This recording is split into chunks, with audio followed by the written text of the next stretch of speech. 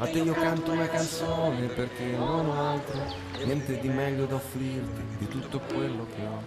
Prendi il mio tempo e la magia che con un solo salto ci fa volare dentro l'aria come bollicine.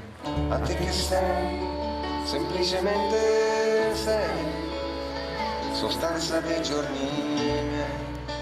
Una targhetta intitolata a Beatrice Berti, la Bezzi, apposta dai fratellini Giacomo e Nicola sull'albero piantumato al Giardino Parolini per ricordare la 14enne scomparsa improvvisamente lo scorso giugno.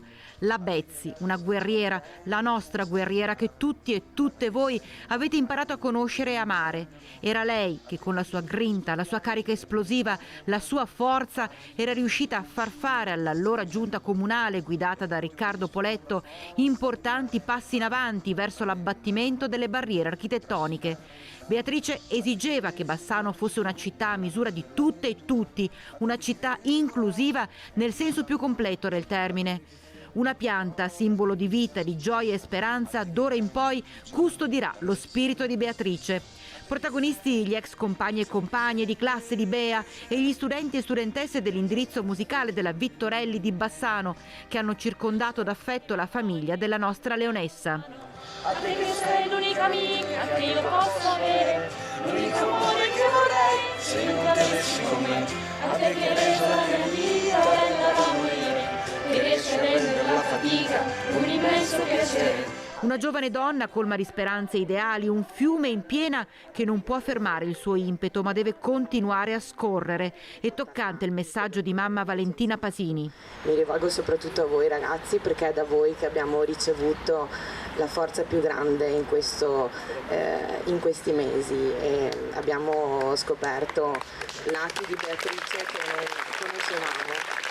E abbiamo visto quanto veramente le volete bene. Beatrice manca tanto e immagino mancherà tanto anche a voi come manca a noi, ma lei è qui e ci ricorda sempre che le sue battaglie non sono morte insieme a lei, ma sono ancora vive e abbiamo il dovere di portare avanti quello che lei ci ha insegnato. Presente alla cerimonia ex sindaco e vice sindaco di Bassano è proprio Riccardo Poletto che conferma la grandezza di questa ragazza. Ho imparato molto da lei, ho imparato molto sia sul piano personale perché era una ragazza di un coraggio, di una determinazione, di un ottimismo travolgenti, ma ho imparato anche a guardare e a progettare la città in maniera diversa, cioè guardare la città dal punto di vista davvero di tutti e ogni volta che si tratti di un marciapiede, di un edificio pubblico, di una giostra, di un parco, pensare dobbiamo farlo in modo che davvero sia accogliente e inclusivo per tutti. A Beatrice la scuola Vittorelli ha voluto intitolare anche una classe al piano terra dell'edificio che aveva frequentato sino allo scorso giugno, con una targa realizzata da un insegnante che semplicemente racconta Bea.